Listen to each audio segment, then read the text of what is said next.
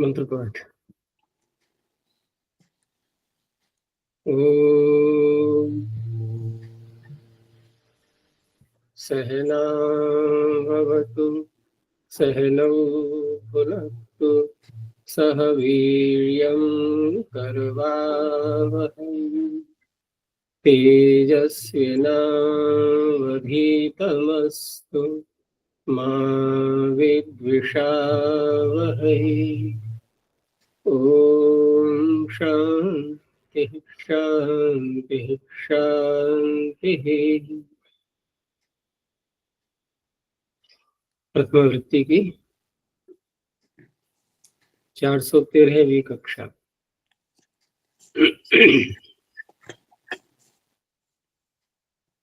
छठे अध्याय के चतुर्थ पाद में 61 सूत्रों तक देख लिया था। पूछो, पहले पीछे से कुछ पूछना है तो।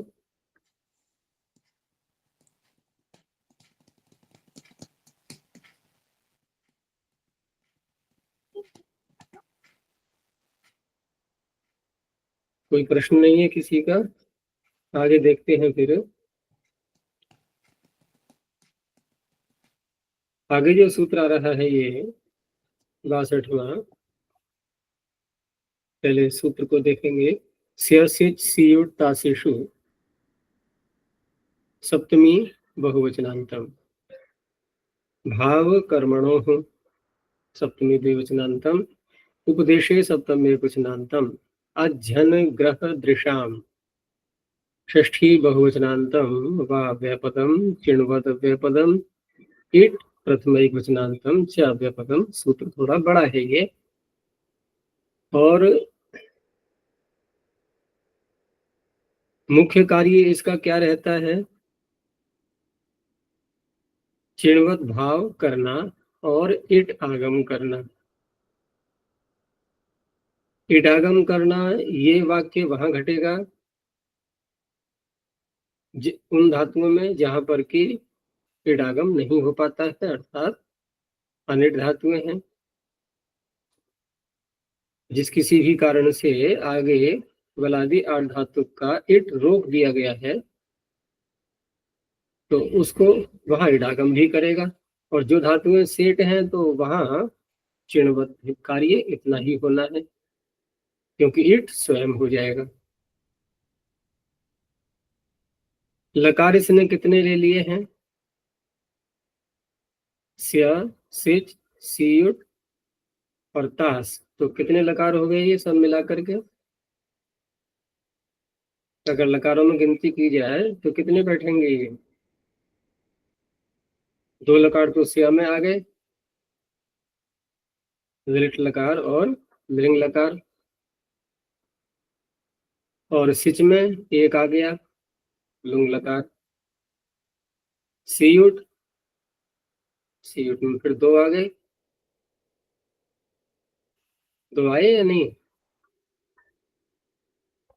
लिंग लकार को सियुट होता है तो लिंग विधिलिंग भी है, आशीर्लिंग भी है। और एक आ गया तास में, तो 2 3 4 5 6। ठीक है ना? तो 6 लकारों का इसमें ग्रहण हो जाता है। धातुएं किस प्रकार की ली हैं इसने? तो जो 3 धातुएं जिनका के नाम ग्रहण करके पढ़ा गया है कि हन ग्रह दृश्य, इनके अतिरिक्त जो अच शब्द आ रहा है ये बहुत व्यापक रूप से धातुओं को पकड़ता है, क्योंकि अच का अर्थ हो गया अजंत, और अजंत भी कैसी होनी चाहिए? तो उसके साथ में उपदेशे शब्द जुड़ेगा। उपदेशे जो शब्द है ये हन ग्रह दृश्य के साथ में नहीं जुड़ेगा। एक एक बात को समझते जाना, क्योंकि सूत्र थोड़ा बड़ा भी है और मुख्य भी है, इसको समझना आवश्यक भी है। तो उपदेश में जो अजंत, उपदेशावस्था हम कैसे देखते हैं कि धातु पाठ में जो धातुएं जिस अवस्था में पढ़ी हैं वहां उनको देखा जाएगा कि अजंत हैं या नहीं है। लेकिन उपदेश में ग्रहण किन किन ग्रंथों का होता है? धातु पाठ का तो होता ही है, अष्टाध्यायी भी आ रही है, उसमें 5 ग्रंथ हैं। तो अष्टाध्यायी में भी यदि कोई सूत्र धातु संज्ञा कर रहा है, क्योंकि धातु पकड़नी है ना, ये उपदेश में जो अजंत धातु, धातु मैंने इसलिए बोला है क्योंकि स्या सिच सियुट तास प्रत्यय ये किससे आते हैं? जब तक धातु नाम न हो जाए तब तक ये प्रत्यय आ ही नहीं सकते। यहाँ कोई धातु का अधिकार नहीं चल रहा है, पीछे से कोई अनुवृत्ति नहीं आ रही है, फिर भी हम अजंत धातु ऐसा जो बोलेंगे वो किस आधार पर बोलेंगे? क्योंकि ये प्रत्यय धातु से ही होते हैं। अब धातु संज्ञा करने वाले 2 सूत्र हैं, भूवादेव धातवः और सनाद्यंता धातवः। तो भूवादेव धातवः ने तो धातु पाठ की उपदेशावस्था में जो अजंत हैं वो ले लिया, और सनाद्यंता धातवः जो धातु संज्ञा करेगा तो उसमें अजंत, वहां जब अजंत बोला जाएगा तो जो प्रत्यय जहां हम णिच प्रत्यय कर लेते हैं, जहां णिच प्रत्यय करते हैं उसका क्या बचता है? ई, है ना। और धातु के अंत में जब आएगा तो वो धातुएं भी अजंत बन जाती हैं फिर, अर्थात णिच प्रत्यय करके जो धातु संज्ञा की जाएगी वो भी अजंत बन जाएंगी। तो इस तरह से अजंतों में णियंत धातुएं भी आ गई और धातु पाठ में जो अजंत हैं वो भी आ गई। अच्छा, इतनी सारी बात तो हमने कर ली, लेकिन ये सूत्र स्यासित सियुतास, ये जो सारे प्रत्यय आएंगे जब, तो ये तो सर्वत्र आते ही हैं, जहां भी हम रूप चलाएंगे धातुओं के तो ये प्रत्यय तो आने ही हैं। ये ठीक है कि सी और आत्म पद की धातुओं से आता है, लेकिन स्या सिच और तास ये तो परस्मै पद की हो चाहे आत्मने पद की हो, सभी में आते हैं ये। तो क्या सर्वत्र ये सूत्र लगेगा? तो उसका उत्तर है यहाँ पर भाव और कर्म। केवल भाववाच्य और कर्मवाच्य में हम जब रूप चलाते हैं, किसी भी धातु के ले सकते हैं हम, ठीक है, किसी भी धातु के रूप यदि चलाएंगे भाववाच्य में और कर्मवाच्य में, तब ये सूत्र इन प्रत्ययों के आने पर इनको चिणवत बनाएगा, चिण के समान बनाएगा। ये कोई आदेश नहीं कर रहा है, चिणवत प्रत्यय वही रहेंगे, ये प्रत्यय जो के त्यों ऐसे ही रहेंगे, लेकिन जो कार्य चिण को मान के हो जाएगा वह कार्य इन प्रत्ययों को मान करके भी हो जाएगा। तो एक तो चिण को मान करके यदि वृद्धि संभव है तो वृद्धि हो जाएगी, और चिण क्योंकि णित है तो आ तो युग चिण कृतो, वहां तो चलो चिण नाम ही ले लिया गया है, युग आगम भी यदि होना है वो भी होगा। ये सब कार्य चिण के कहलाते हैं। तो इस तरह से अब इस सूत्र का अर्थ पूरा पूरा बन जाएगा कि स्या सिच सियुट तासी इत्यतेषु परतः, क्योंकि इसमें है सप्तमी यहाँ पर, इत्यतेषु परतः भाव कर्म। अब ये भाव कर्मणों में शब्द आ रहा है, तो यहाँ सूत्र में जो सप्तमी दी गई है कि भाव और कर्म में, तो भाव और कर्म में भाव कर्मणों को हम जोड़ेंगे किसके साथ में? भाव और कर्म में कौन? अगर हम कहें भाव और कर्म में स्यासिच सियुट तास, ये तो ये तो भाव और कर्म में कभी नहीं आते हैं। क्या स्यतासी लिटो सूत्र ये कहता है कि भाव और कर्म में स्या प्रत्यय होता है? वो तो लकार पर रहते करता है ना, तो भाव और कर्म में का संबंध कैसे जोड़ा जाएगा? तो यहाँ विषय सप्तमी मानते हुए कि भाव कर्म विषय जहां बन गया है, कहने का तात्पर्य हम भाव और कर्म का निर्णय कब करते हैं? भाव और कर्म का निर्णय करते हैं लकार लाते समय। सूत्र वही है, लह कर्मणि च भावे चा कर्म के भ्या। जब भी इसे लकार लाएंगे तो तुरंत ही हमें ये निर्णय करना होगा कि हम ये लकार किस में ला रहे हैं। अच्छा, अब लकार जब ले आए हम भाव और कर्म में, तो अब जो भी कार्य होगा वो भाव और कर्म को ध्यान में रखते हुए ही होगा, इसलिए भाव कर्म विषय बन जाता है ये। तो भाव कर्म में जब कोई लकार आएगा तो धातु के बिना तो आएगा नहीं, धातु से ही लकार आता है। तो धातु कैसी बन जाएगी? भाव कर्म विषय वाली। इस तरह से अब ये धातुओं के साथ जोड़ेंगे यहाँ पर हम कि भाव कर्म विषयेषु उपदेशे अजंता नाम अंगा नाम, और 3 धातु अलग से है, हन ग्रह दृश। इनको क्यों पढ़ा गया अलग? क्योंकि ये अजंत नहीं है, इनको भी लेना था। तो हन ग्रह दृश इत्येतेषाम् चिण्वत् कार्यम, और वाह भी सूत्र में आ रहा है, तो विकल्पेन भवति इडागमश्च। अब इडागम भी विकल्प से होता है, ऐसे नहीं बोला जाएगा। चिण्वत विकल्प से होता है, जिस पक्ष में चिण्वत होगा उस पक्ष में इडागम होगा, जिस पक्ष में चिण्वत नहीं होगा उस पक्ष में इडागम भी नहीं होगा। तो एक ही वाह दोनों चीजों को ले लेता है।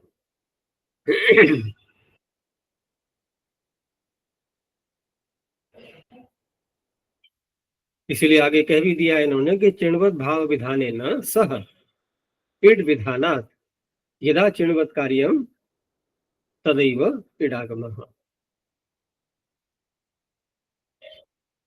इतना अर्थ समझने में कोई अगर प्रश्न है तो पहले उसको ले लो, अगर समझ में नहीं आया है, कहीं उलझन आ रही है तो पहले ही बता देना।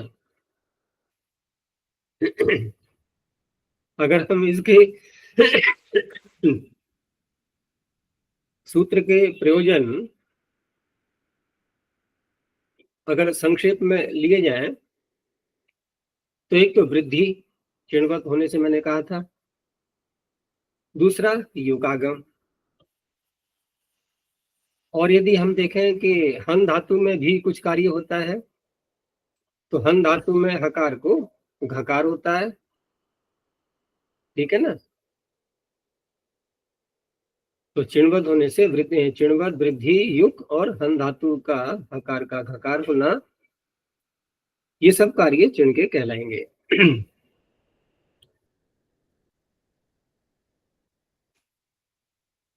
अब एक एक करके उदाहरण देखो। जैसे प्रत्यय पहले लेंगे हम स्या। अब भाव और कर्म का ये विषय चल रहा है तो ये तो स्पष्ट है कि हम परस्मैी पद के ही प्रत्यय, मुहात्म्य पद के ही प्रत्यय लाएंगे, परस्मैी पद तो यहाँ आएगा ही नहीं। तो अजंतों में पहले इन्होंने लिया ची धातु को, उपदेशावस्था में अजंत है ये धातु पाठ में, चे चयने। अब ची धातु से भाव और कर्म में लकार लाएंगे तो अन्य लकार लाएंगे तो कैसे रूप चलेंगे इसके? जैसे लट लकार में कैसे चलेंगे? लट लकार में कैसे रूप चलेंगे? चिनुते। चिनुते, भाव और कर्म की बात हो रही है, आ जाएगा शुनु। चीयते चीयते चीयन्ते, ठीक है।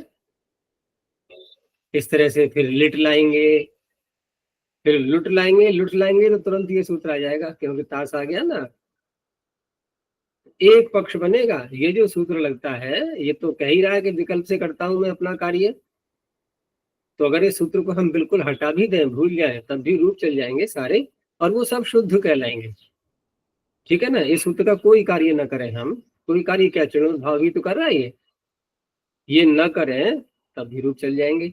जैसे अगर स्या को ही ले लें तो क्या रूप बनेगा, अगर इसको हटा दें हम सूत्र को या विकल्प का दूसरा पक्ष ऐसे मान करके बोले तो क्या बनेगा। जब चीयते वहां बोला तो लिट में क्या बनेगा, चेष्यते। स्या को मान के गुण तो हो ही जाएगा ना, चेष्यते, बस और क्या करना है।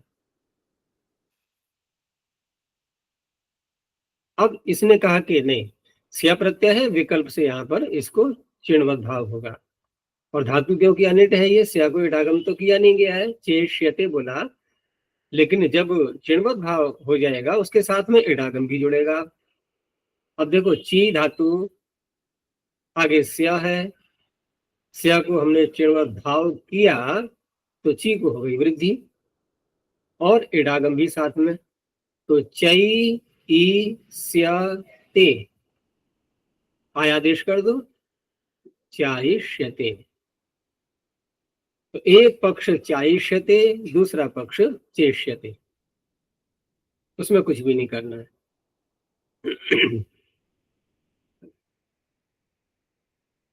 जब धातु वृत्ति पढ़ते हैं तो वहां पर ये सूत्र अनेकों धातुओं में बार बार, क्योंकि प्रक्रिया भी साथ साथ चलती रहती है धातु वृत्ति में। धातु वृत्ति में प्रक्रियाओं का जो कार्य है ना, प्रक्रिया का तात्पर्य, प्रक्रिया का अर्थ क्या है, वो उसी परिप्रेक्ष्य में लेना है धातु वृत्ति के ही साथ में। धातुओं के साथ में जब प्रक्रिया बोली जाती है ना तो वहां तात्पर्य होता है सन आदि प्रत्यय करने के बाद के जो रूप होते हैं, ठीक है ना। प्रत्यांत बना करके जो रूप चलाए जाते हैं उन्हें प्रक्रिया बोलते हैं। तो वहां जब भी ची धातु आएगी धातु वृत्ति में, तो वहां जब रूप आएंगे इसके भाव और कर्म के बनाए जाएंगे तो ये सूत्र तो आना ही है फिर। तो चाइष्यते चेष्यते, अब क्योंकि स्या प्रत्यय दो स्थलों पर आता है, लिंग लकार में भी है, तो अचाइष्यत अचेष्यत हो गया, दो जगह दिखा दिया इन्होंने। अभी स्या का चल रहा है सारा ये। फिर दा धातु ली एक और अजंत, एक ची अजंत हो गई, एक दा अजंत उठा लिए। बहुत सारी अजंत हैं, कुछ ही रूप आएंगे यहाँ पर। तो दा धातु में भी हम जब भाव और कर्म में रूप चलाएंगे तो वैसे तो दियते दियते दियंते ऐसे बोलेंगे ही, जैसे इसका था चीयते चीयते चीयंते। लेकिन ची तो ची इकारांत है तो चीयते बोल दिया, ये दी का कैसे बन, दा का कैसे बन गया दी। हम्म,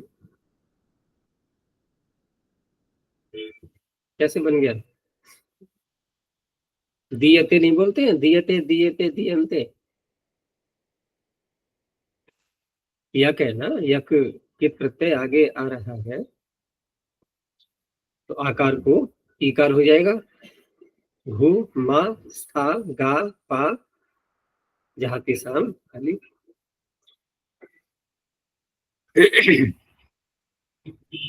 तो जब लिरिट लकार लाएंगे तो वहां पर वैसे तो बनेगा दास्यते, लेकिन दूसरे पक्ष में जब ये सूत्र चिणवत भाव करेगा तो स्या को इडागम चिणवत होने के कारण से इडागम तो होगा ही साथ में।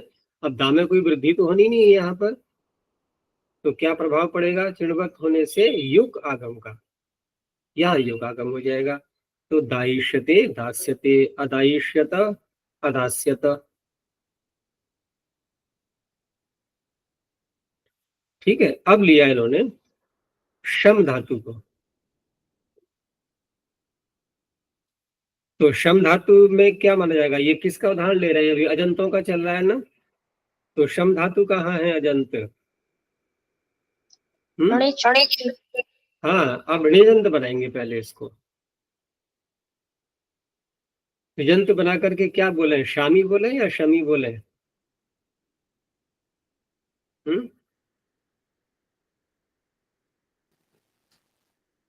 शम धातु है ना, तो शम तो मित है या नहीं है, और मित है धातु तो मिताम ह्रस्व से ह्रस्व होना चाहिए ना। हम्म,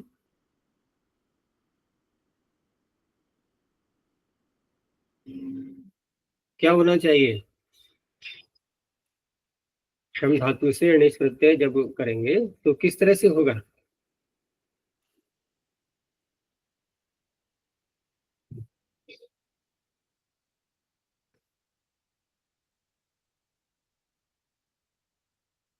स्मिताम ह्रस्व ह्रस्व करता है नहीं, लेकिन ये जो सूत्र है ना, ये जो चरणोद्भाव कर रहा है यहाँ पर अजंतों के साथ में, तो यहाँ शम का जो है ना वृद्धि करके यहाँ पर शामी ऐसा माना जाएगा, अर्थात जिस पक्ष में ये सूत्र लगेगा उस पक्ष में मिताम ह्रस्व नहीं लग पाएगा, वो नहीं लगेगा यहाँ पर।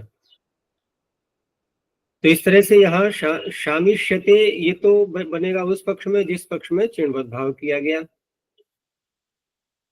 और इडागम भी साथ में हो गया। तो इडागम तो यहाँ पर धातु क्योंकि ये सेठ है तो कोई बात ही नहीं, इडागम तो हो ही जाना है। लेकिन और जब दूसरा पक्ष रहेगा तो दूसरा पक्ष में यहाँ पर क्योंकि सेठ धातु है तो इडागम वहां भी दिखाई देगा, लेकिन वहां पर उस क्षम धातु सेठ है क्या अनिट है? अनिट ही है। तो वहां दूसरे पक्ष में जो है वहां ह्रस्व हो जाएगा। अच्छा जी, वो मिताम ह्रस्व चरणमूलो दीर्घ। हाँ, चीर्णमलो दीर्घ प्रस्याम तो ठीक, वहां दीर्घ विकल्प किया गया है, सही है। तो विकल्प होने के कारण से जिस पक्ष में हम दीर्घ कर लेंगे उस पक्ष में तो बनेगा शामिष्यते, और जिस पक्ष में दीर्घ ह्रस्व हो जाएगा जिस पक्ष में उस पक्ष में शमिष्यते। तो शामिष्यते और शमिष्यते ये दोनों जो रूप हैं ये कौन से पक्ष के हैं? चिणवत भाव के। समझ में आ गया ना? चिणवत भाव जब होगा जिस पक्ष में तब ये दो रूप बनेंगे, शामिष्यते और शमिष्यते। अब दूसरा पक्ष ले लो, चिणवत भाव नहीं किया गया है, नहीं किया गया है तो उस अवस्था में तो फिर ह्रस्व हो ही जाना है। तो वहां धातु कैसी है? शमी। अब वहां शमी है, तो शमी के आगे जब स्या प्रत्यय आएगा तो स्या प्रत्यय के कारण से, अब क्योंकि स्या प्रत्यय धातु सेठ है उसको भी डागम करेंगे ही, तो स्या प्रत्यय, क्योंकि मैंने जो कहा था ना कि अनिट अनिट ऐसे नहीं बोलेंगे हम, क्योंकि ये जो धातुएं होती हैं प्रत्यांत सारी यहाँ यहाँ सारी ही सेठ होती हैं। ये तो प्रत्यांत बन चुकी है यहाँ पर, ये तो सेठ ही होनी है। तो उस पक्ष में जाकर के स्या को इडागम होगा और धातु का सेठ बला दे से, इधर धातु है शमी, अब इडागम हो गया है तो ऋणनिटी से लोप भी नहीं होगा वहां पर। तो क्या बनेगा? शमी में यहाँ ई को गुण हो गया, णिच प्रत्यय वाले ई को, तो शमे ई स्या ते अयादेश होकर के क्षमयिष्यते, वहां ये बनेगा। ठीक इसी प्रकार से लिंग लकार में भी चिर्णमलोर दीर्घोण त्रस्याम लगाते हुए अशामिष्यत अशमिष्यत, और दूसरे पक्ष में बनेगा अशमयिष्यत। तो एक इन्होंने दिखा दी णिच प्रत्यय करके अजंत, और दो दिखाई इन्होंने जो धातु पाठ में से ही वहीं पर अजंत है, ची और दा। और ये सारे उदाहरण किसके बने? स्या प्रत्यय के। अभी स्या में चल रहे हैं हम लोग। अब हन ग्रह दृष्ट तीन और हैं, इनको भी स्या में देखना है हमें कि स्या प्रत्यय में कैसे उदाहरण बनेगा इनका। तो सामान्य रूप से तो हन धातु है, और जब भाव और कर्म में प्रत्यय लाएंगे यहाँ पर स्या प्रत्यय आएगा तो हनिष्यते, ठीक है ना, इस तरह से रूप बनेगा। लट्लकार में तो हन्यते हन्यते हन्यन्ते ऐसे बनता ही है, लेकिन धातु तो ये अनिट है तो इडागम कैसे हो गया यहाँ पर अनिश्यते में भी?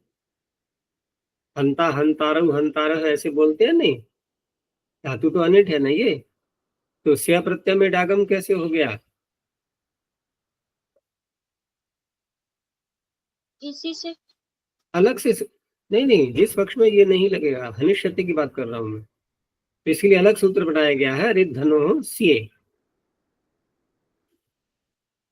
उसमें हन धातु पड़ी हुई है, वो करता है इडागम स्या प्रत्यय में, इसलिए हनिष्यते। तो जब इससे करेंगे हम चिणोद्भाव तो बनेगा घानिष्यते। तो घानिष्यते में हन धातु के आगे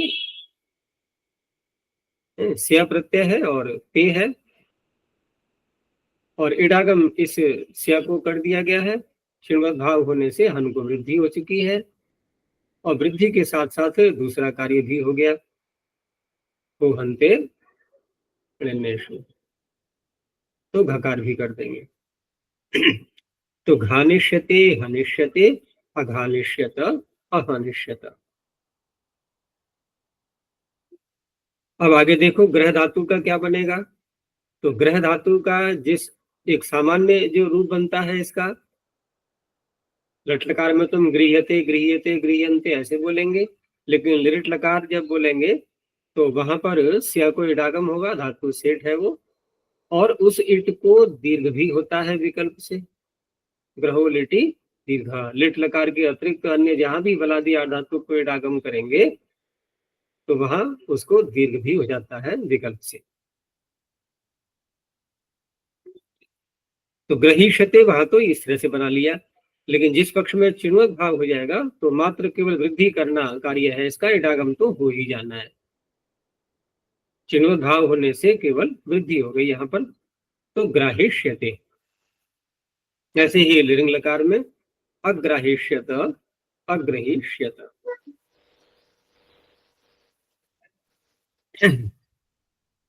एक दीर्घ नहीं करेंगे उसे, उसका भी बन सकता है, वो नहीं दिखाया इन्होंने। जिस पक्ष में चिन्वक भाव नहीं होगा उस पक्ष में ह्रस्व भी बन जाएगा। दृश धातु का, तो दृश धातु का जो अन्य सामान्य रूप चलते हैं लट लकार में कैसे बोलते हैं, दृश्यते दृश्येते दृश्यन्ते।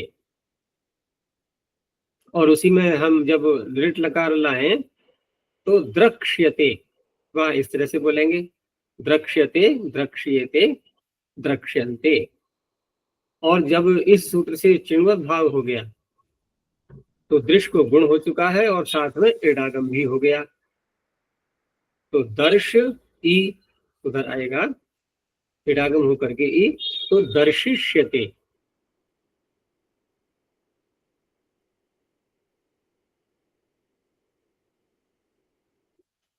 इसका जरा अर्थ बताना मुझे, क्या है दर्शिष्यते का, कैसे बोलेंगे हिंदी में अर्थ इसका एक वाक्य में।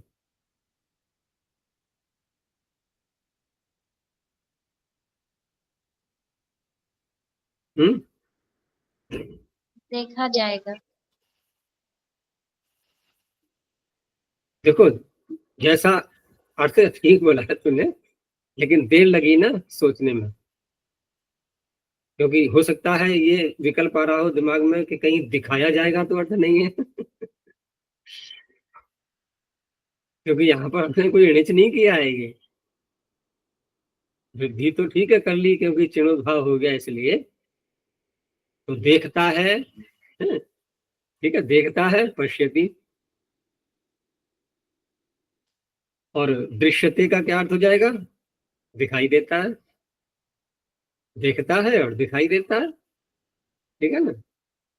अब दिखाई देता है वहां पर, तो यहाँ पर देखा जाएगा, बात वही है। अच्छा अब हम मान लो ऋणिच प्रत्यय करके करें तो अब अर्थ परिवर्तित हो जाएगा।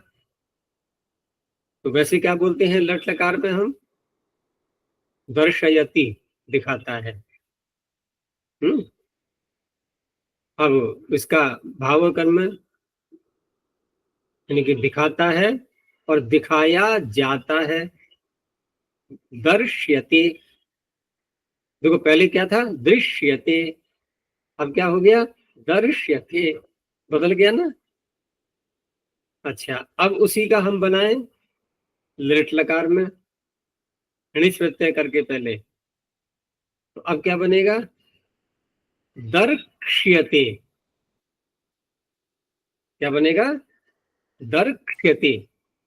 और यहाँ क्या बोला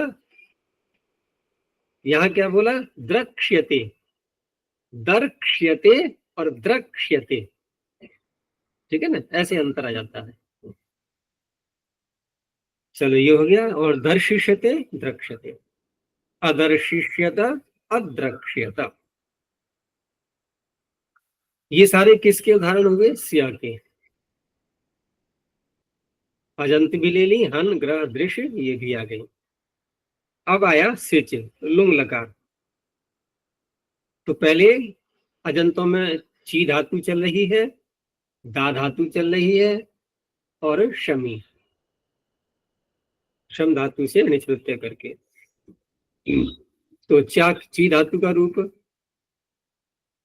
तो यहाँ पर ची धातु में भी जब सिच प्रत्यय आएगा तो सिच प्रत्यय को चिणवत भाव भी साथ में करके और इडागम भी कर लेंगे, तो ची को हो जाएगी वृद्धि। तो चई, ई और साताम, सिच का सकार है और आताम है, तो अचाई शाताम। अब दूसरा पक्ष ले लो कि जिस पक्ष में चिणवत भाव नहीं किया गया, तो एक तो वृद्धि का कार्य भी रुक गया और दूसरा इडागम भी रुक गया, धातु तो अनिट है ये। तो केवल सिच को मान करके बस ची को गुण होना है, अचे शाताम। शाताम जो कहते हो सिच और आताम, शाताम जो बना हुआ है वो उधर भी है इधर भी है, तो अचाई शाताम, अचे शाताम। इसी प्रकार से दा धातु में भी, तो दा में चिणवत भाव और इट पक्ष में दा को युकागम करेंगे, वृद्धि तो होनी नहीं है, तो अ, दाय और इडागम ई और शाताम, तो अदाई शाताम। अब जिस पक्ष में चिणवत भाव नहीं हुआ, अब स्थिति क्या है? अट आगम है, धातु दा है, आगे सिच है, इडागम तो होना नहीं है, आताम है अर्थात साताम। लेकिन ये जो दा है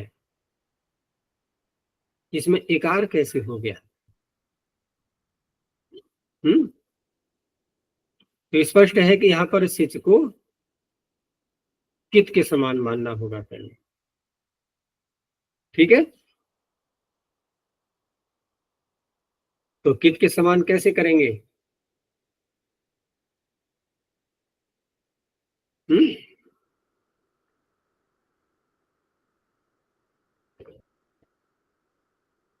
प्रथम अध्याय के दूसरे पाद में आ जाओ ना। प्रथम अध्याय के दूसरे पाद में क्या है? और वहां पर इसकी सिद्धि दी भी हुई है। वैसे तो प्रथम अध्याय में सिद्धि प्रथम पाद में ही आ चुकी है सिद्धि, लेकिन यहाँ पर इकार करने के लिए पहले हमें इसको कित करना होगा। तो सिच को कित करने के सूत्र कहाँ से प्रारंभ होते हैं? लिंग सिचावात्मने पदेषु। हाँ, लिंग सिचा वात्मने पदेषु, तो लिंग भी आ गया इसमें और सिच भी आ गया, और दोनों लिखे जाते हैं ये आत्मनेपद के। तो आत्मनेपद में लिंग और सिच कित के समान होते हैं, लेकिन अनुवृत्ति किसकी आ रही है?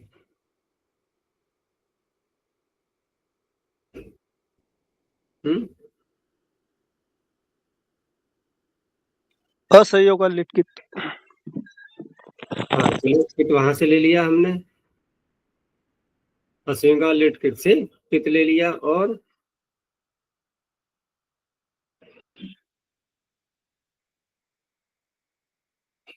क्या करेंगे? हलंता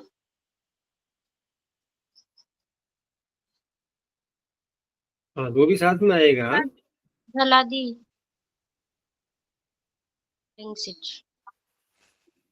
हलादी कहाँ पर है? इको झल। हाँ, इको झल में तो एगंत धातुएं ली जाती हैं। इक्के इको झल समीप है? इक्के समीप जो हल।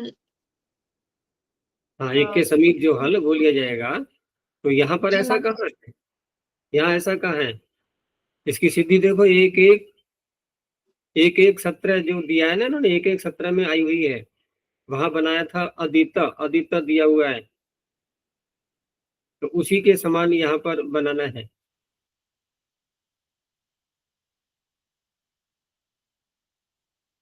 हम्म।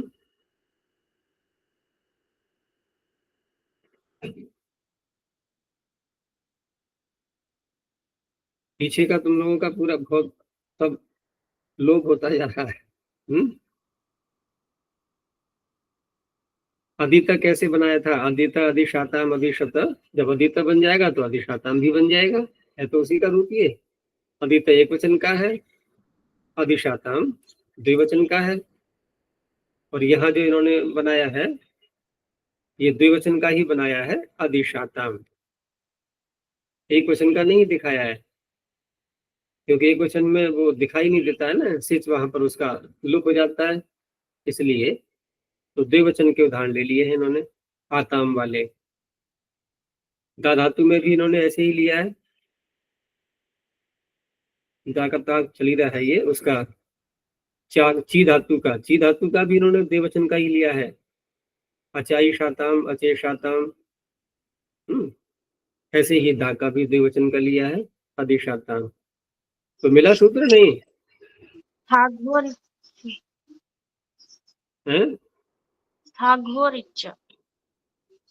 तो भू संज्ञक धातु हो गई है, भू संज्ञकों में गिनती हो ही रही है इसकी। तो स्था हो या भू हो, उसको एकार आदेश हो जाता है। तो इस तरह से ये बनेगा अधिशाताम। श्रम धातु में तो वही बात है कि चिर्णमलो और दीर्घोण प्रस्याम से विकल्प से दीर्घ होने के कारण से अब यहाँ पर अशामिशाताम और अशमिशाताम, क्योंकि तो 3 बनाने पड़ेंगे, 2 तो बन गए चिणवत भाव पक्ष के, और एक हो गया जब चिणवत भाव नहीं होगा तो अशमयी शाताम। ऐसे ही हन धातु में, तो हन धातु में भी द्विवचन का लिया है इन्होंने, तो अघानी शाताम।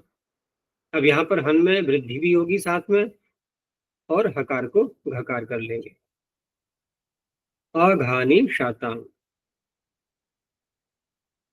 अब जो दूसरा एक पक्ष यहाँ पर और है, जैसे इन्होंने दिया है ना अवधि शाताम, तो अघानी शाताम और अवधि शाताम। अब क्योंकि यहाँ पर वधादेश भी साथ में हन धातु का जो दिया है उसमें आठ धातु के उसमें प्रकरण में आठ धातु के अधिकार में अनुवध लिंगी, यहाँ से चलता है ये अनुवध लिंगी, फिर लुंगी च, तो लुंग लकार में कहा है इन्होंने, लेकिन लुंग लकार तो आत्मनिपद में भी आता है, परस्मी पद में भी आता है।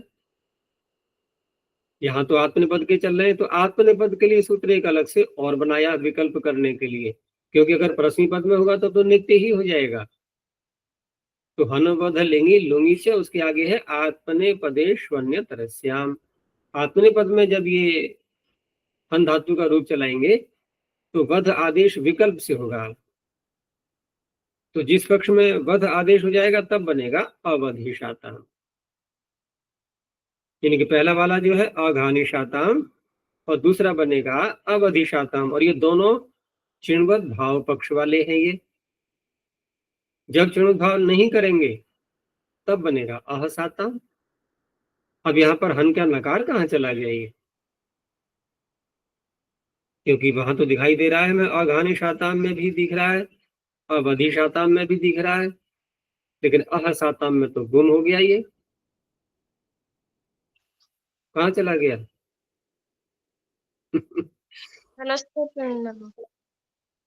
कहाँ पहुंच गए?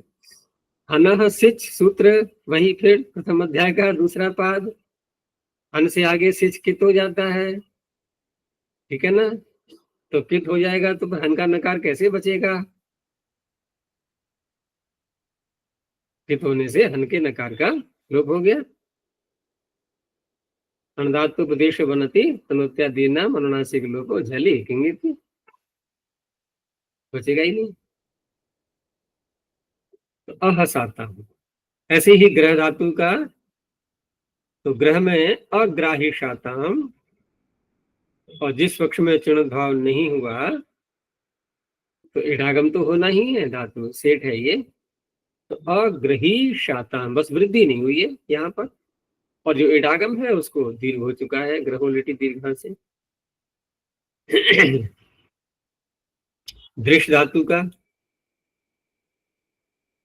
अब दृश्य धातु में शाताम यानी कि सिच और आताम, शाताम ये इधर हो गया, और चिन्वत भाव पक्ष में इडागम और जोड़ दो इसमें, और दृश्य को गुण भी हो गया, वृद्धि तो हो नहीं पाएगी, गुण हो गया। तो अदर्शी शाताम। और दूसरे पक्ष में क्योंकि धातु अनिट है तो इडागम तो होगा नहीं, इडागम नहीं होगा तो फिर झलादी सिच रहा ये अब, ठीक है ना। पहले वाले में झलादी सिच नहीं रह पाया वो, क्योंकि इडागम हो चुका था। यहां हो गया ये झलादी सिच। अब क्या करें? हम्म अभी कुछ देर पहले चर्चा हो रही थी ना, लिंग सिचा वाहत्मने पदेशु, और ऊपर से आ रहा था इको झल हलंताच्य। तो ये दृश्य ऐसी तो है, यहाँ पर एक के समीप जो हल है ना, दृश्य एक के समीप जो हल, उससे उत्तर जो लिंग और सिचन है वो हित हो गए। तो अदृक्षाता, क्योंकि दृश्य है और आगे शाताम है, तो दृश्य के शकार को मूर्धन हो जाएगा, और षडो का हसी से क हो जाएगा, और सिच के सकार को शकार हो जाएगा, अदृक्षाता। तो ये हो गया स्य का, हो गया सिच का, हो गया। अब आया सीयुट का। तो सीयुट का पहले दिया है इन्होंने अजंतों में, तो ची धातु फिर ले ली गई, और ची धातु से लिंग लकार में सीयुट आगम करेंगे, ठीक है ना। और जहां सीयुट आगम होता है वहां पर सीयुट तो एक अलग सूत्र हो गया, सीयुट आगम करने वाला, लेकिन तकार को और तकार को सुट आगम करने का फिर सूत्र वो भी साथ में लगाना होगा हमें। तो दो सकार बन जाते हैं ना उसमें, एक तो सीयुट का सकार है और दूसरा फिर सुट का सकार भी होगा। तो सीयुट का तो सी बचता है, सी में यह का लोप हो जाएगा, लोप हो वीरबली से, तो क्या बचेगा सी, और आगे सुट का सकार दिखाई दे रहा है, एक त प्रत्यय है आत्मनिपद का। तो अट आगम और ची धातु को वृद्धि कर ली गई चई, और सी को इडागम भी इसी सूत्र से हो गया चुणोद्भाव पक्ष में सीयुट को। तो अ चई ई सी फिर सुट त। अब इधर आय आदेश कर लो, तो अचाय ई शिष्ट, अचाई शिष्ट, नहीं अचाई शिष्ट। और दूसरे पक्ष में जब चिणोद्भाव नहीं होगा तब क्या अंतर आ जाएगा? अंतर यह आ जाएगा कि फिर धातु तो अनिट है नहीं है, इडागम तो होगा नहीं है। इडागम नहीं होगा तो ची को मात्र गुण होना है सीयुट को मान करके, तो चे शिष्ट, बस इतना अंतर बनेगा।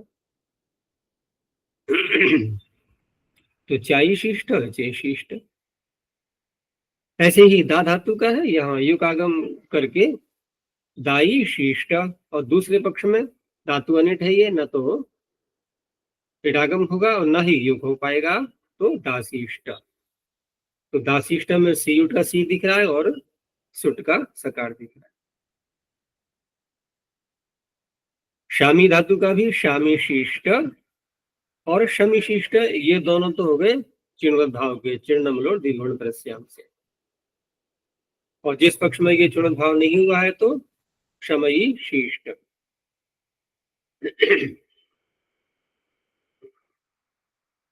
घन धातु में, तो घन धातु में जिस पक्ष में चिणवत भाव होगा तो वृद्धि होकर के और घकार होकर के घानी शिष्ट, और जब नहीं होगा तो हन को वधादेश करके वधिशिष्ट। तो यहाँ वधादेश कौन करेगा? पीछे तो हमने लगाया था आत्मने पदेश और नितरस्याम, यहाँ क्या करेंगे? मनोवधलिंगी। हनो वध लिंगी, वही पहला सूत्र है, वही लगेगा, लिंग लकार हो गया ही।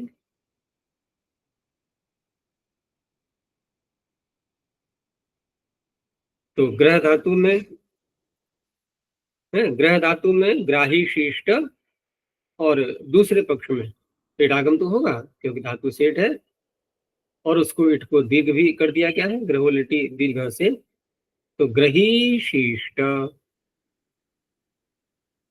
दृश्य का, अब दृश्य में भी शीश का इतना तो सर्वत्र दिखाई दे ही रहा है सभी धातुओं में, और दृश्य में गुण हो गया दर्श और ई, दर्शी शिष्ट। ई जो है इडागम का है, ये दर्शी शिष्ट। अब दूसरे पक्ष में ये सब काम नहीं होने यहाँ, क्योंकि धातु अनिट है ये, तो सी इट को इडागम भी नहीं होगा, और इडागम नहीं होगा तो उस पक्ष में अब दृश्य को गुण क्यों नहीं हुआ, क्यों नहीं हुआ, तो लिंग से क्या है, तो कौन सा बोल रही थी,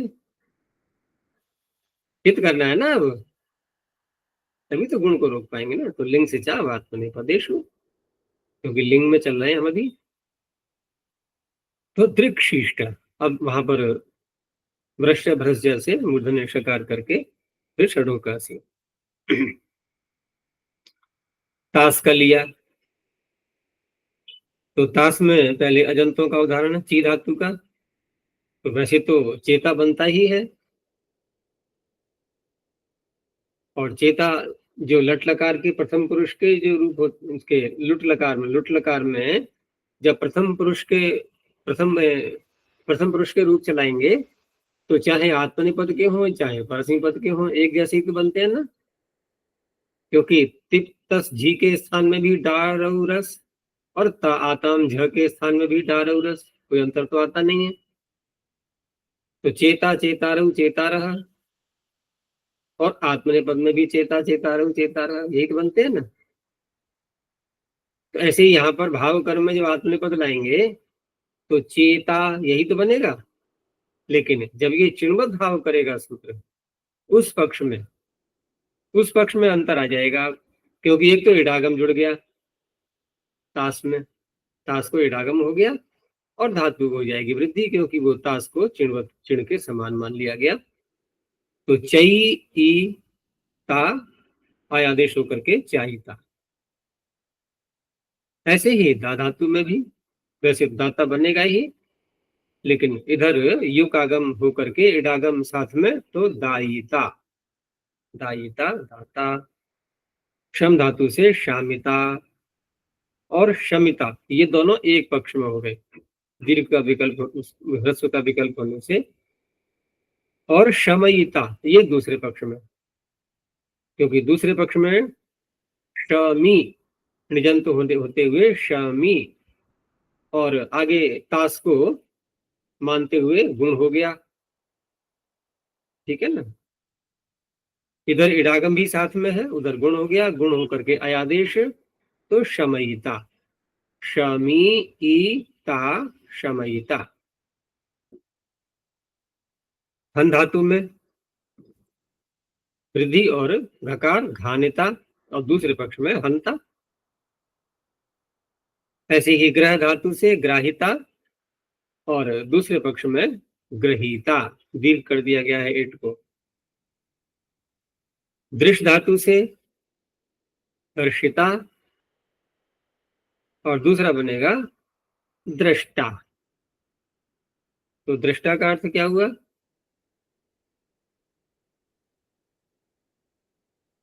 अर्थ करो, दृष्टा। और इसी इसी संदर्भ में करना है अर्थ, जो यहाँ उदाहरण दिया है दृष्टा, इसी का अर्थ पूछ रहा हूं मैं।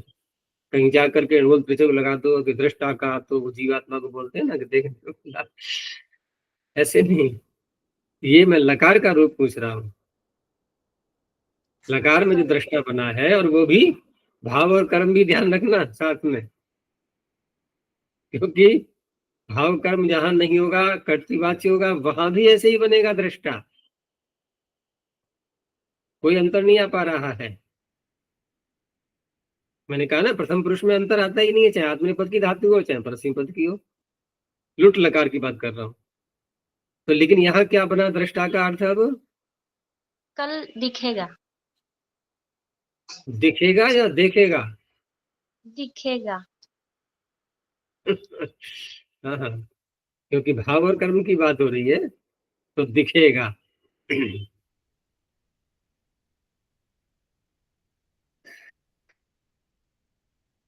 चलो और देख लेना एक बार ढंग से, और कोई बात रह गई हो तो। काफी लंबा विषय था ये। इसमें एक चीज और ध्यान रखने की होती है कि जैसे हम इडागम जब करते हैं चिन्हवत भाव पक्ष के साथ साथ, तो जो धातुएं जहाँ ऋजंत मान करके हमने किया है ना, जिनका रूप चलाए हैं यहाँ पर, तो वहां पर णेर निटी से णिच का लोप भी होना चाहिए, है ना। जैसे पीछे उदाहरण आए थे ना अभी ये,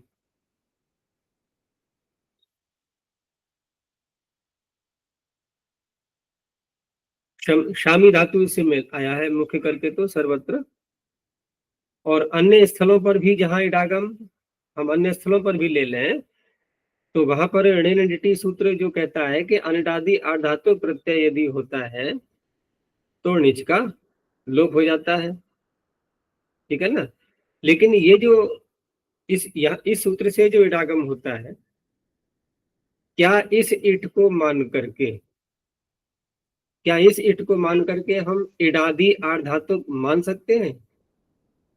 बात यह है विचार करने की कि इस सूत्र से चुणोद्भाव भी हुआ और साथ में इडागम भी हुआ, और एक इडागम करने वाला है उधर 7वें अध्याय के सूत्र जो है सारे, ठीक है ना। 7वें अध्याय में जहां इडागम का प्रकरण चला है, एक वहां इडागम होता है। तो हम जो कहते हैं कि अनिडादि आठ धातु को आगे हो तो इणिच का लोप हो जाता है।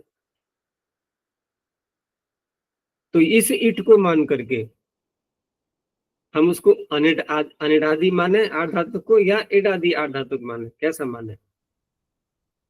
तो ये जो है ना, ये यहाँ का इडागम, ये भ के प्रकरण में, यानी कि आभात प्रकरण में, भ से तो अभी नहीं आया है, लेकिन आभात जो सूत्र पीछे आ चुका था, असिद्ध वदत्रा भात असिद्ध वदत्रा भात सूत्र, उसी के अधिकार में, उसका अधिकार तो पूरा पाद के अंत तक जाएगा, तो उसी के अधिकार में ऋणनिटी सूत्र है या नहीं है? और उसी के अधिकार में ये सूत्र भी है जो कि इडागम कर रहा है। और 7वें अध्याय के सूत्र वो तो उसके अधिकार में है नहीं, असिद्ध वदत्रा भात के, वो बाहर के हो गए ना। तो ऋणनिटी सूत्र जब णिच का लोप करता है और इट किया गया 7वें अध्याय के सूत्र से, तो 7वें अध्याय का इडागम किया हुआ क्या सिद्ध हो जाएगा? नहीं, वो तो सिद्ध ही रहेगा ना। और उस पक्ष में यदि इडागम हो चुका है तो ऋणनिटी लोप नहीं कर पाएगा णिच का। लेकिन यहां जो इडागम किया गया है, इन्होंने दे भी दिया है इसमें, देखो आगे लिखा हुआ है व्याख्या में कि इस सूत्र से जो इट का आगम होता है वह आभात प्रकरणांतर्गत होने से ऋणनिटी की दृष्टि में असिद्ध माना जाने से, ऋणनिटी को क्या दिखाई दे रहा है? अनिडादि आर धातु की ही दिख रहा है, ठीक है ना। तो शामिशते शमिशते, ये जो णयंत के प्रयोग बनाए थे हमने पीछे, तो वहां पर णिच का लोप हो जाता है। शामिशते शमिशते में पहला वाला ही ले लो, जैसे वहां दिया था स्या के उदाहरण में। तो स्या के उदाहरण में शामिष्यते शमिष्यते शमयिष्यते, ये जो तीन रूप दिखाई दे रहे थे, तो इन तीन रूपों में शामिष्यते और शमिष्यते, यहाँ इस सूत्र ने इडागम किया, उधर णिच का भी ई है नहीं है? देखो शामी और ई स्या ते, शामी ई स्या ते, समझ में आ गया नहीं? शामी ई स्या ते। अब यदि हम एक सामान्य रूप से देखें कि ऋणनिटी हम लगाने लगे, तो देखा रे ये तो आठ धातु को इडागम सहित हो चुका है, अब अनिटादी तो रहा नहीं। तो तुरंत रुक जाएंगे, नहीं नहीं, णिटी से यहाँ पर णिच का लोप नहीं हो पाएगा, यही तो बोलेंगे। नहीं आया समझ में? णिटी अगर इडादी आधातुक आगे आ रहा है तो कैसे णिच का लोप कर देगा? वो तो अनिडादी आधातुक पर रहते णिच का लोप करता है, तो यहाँ हम हट जाएंगे ना, सूत्र को नहीं लगाएंगे। लेकिन ये क्योंकि आभात प्रकरण होने से इस सूत्र का किया हुआ इडागम णिटी को नहीं दिख रहा है, उसकी दृष्टि में ये इडागम असिद्ध हो गया। असिद्ध हो गया तो उसने अपना काम कर दिया, उसने णिच का लोप कर दिया। अब ये जो ई दिखाई दे रहा है इसमें, ये किसका है? इडागम का ई है, शामिष्यते शमिष्यते। अब जो दूसरा पक्ष था जहां पर हमने चुणोद्भाव नहीं किया था, तो वहां जो हम सिया को इडागम करेंगे तो वह इडागम किस सूत्र से होगा? अब किससे करेंगे? आधातु का सेट बना दे से, तो वो तो असिद्ध होगा नहीं। अब फिर ले आए हम णिटी को, अब कर पाएंगे लोप णिच का? अब नहीं कर पाएंगे, क्योंकि इडादी आधातुक दिख रहा है अब तो उसको, णिटी को। अब यहाँ दो ई दिखाई देंगे। अब पहला शमी, एक तो ह्रस्व हो चुका है वो अलग चीज है, शमी, फिर इट का ई, फिर स्या ते। अब शमी को गुण होकर के, यानी गुण जो हुआ है ये णिच के ई को हुआ है, और अयादेश होकर के शमयिष्यते। तो इतना यहाँ पर ध्यान रखना होता है बस, बाकी तो अन्य किसी सूत्र में कोई समस्या नहीं है, अन्य उदाहरण में।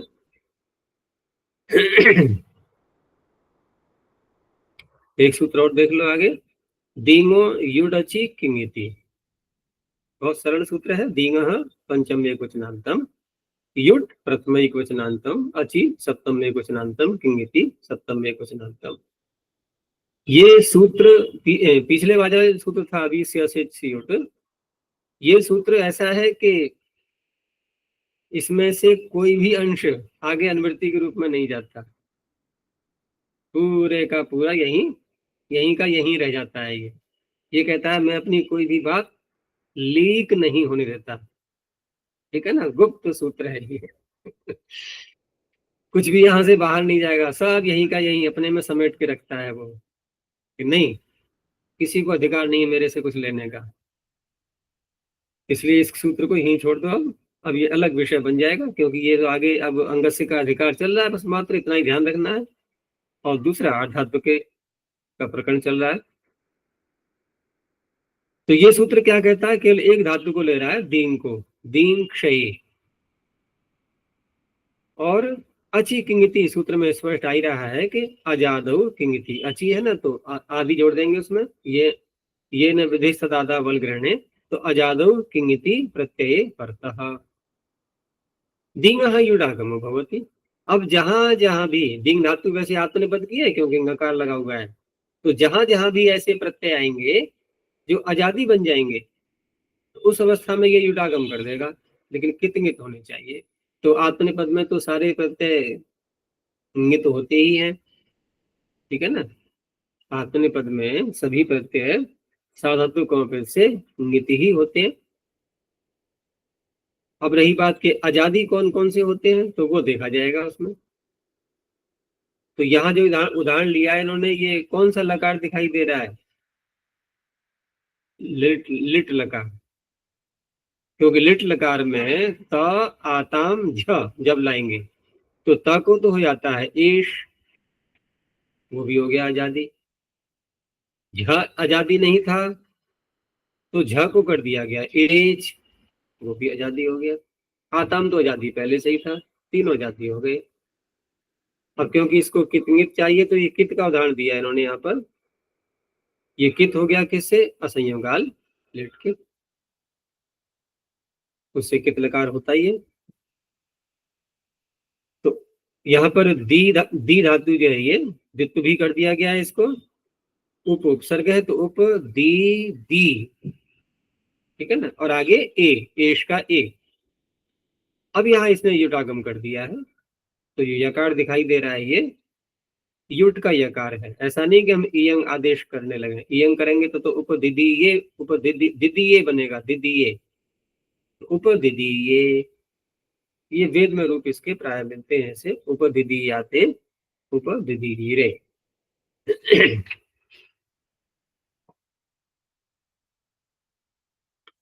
इसमें एक आक्षेप ये भी होता है कि दींगा में तो पंचमी जो आ रही है, तो पंचमी निर्देश होने के कारण से जो युट है ये किसको होगा, क्योंकि अगर षष्ठी मान लें हम दींगा में तो फिर युट इससे पहले आएगा। इसलिए पंचमी होने के कारण से, क्योंकि षष्ठी और पंचमी दोनों हो सकती है, तो पंचमी स्वीकार की ही इसीलिए गई है क्योंकि युट आगम करना है हमें प्रत्यय को। तो इसलिए अची किंगित आजादी जो किंगित है उसका अंग बनता है, टिप होने से, आद्यंत टब्दों से उससे पूर्व आता है।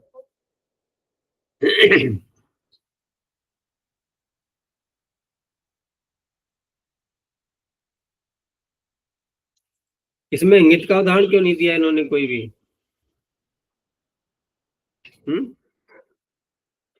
इंगित का उदाहरण नहीं है तो फिर इंगित ग्रहण करना तो निरर्थक हो गया।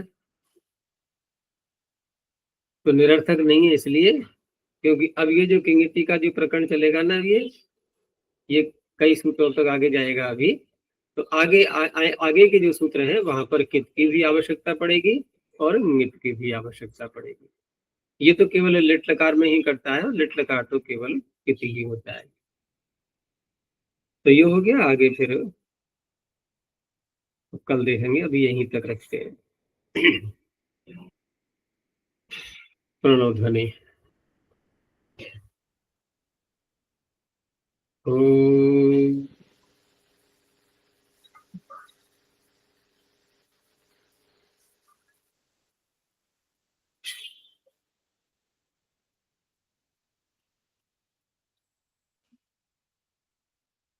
ओम।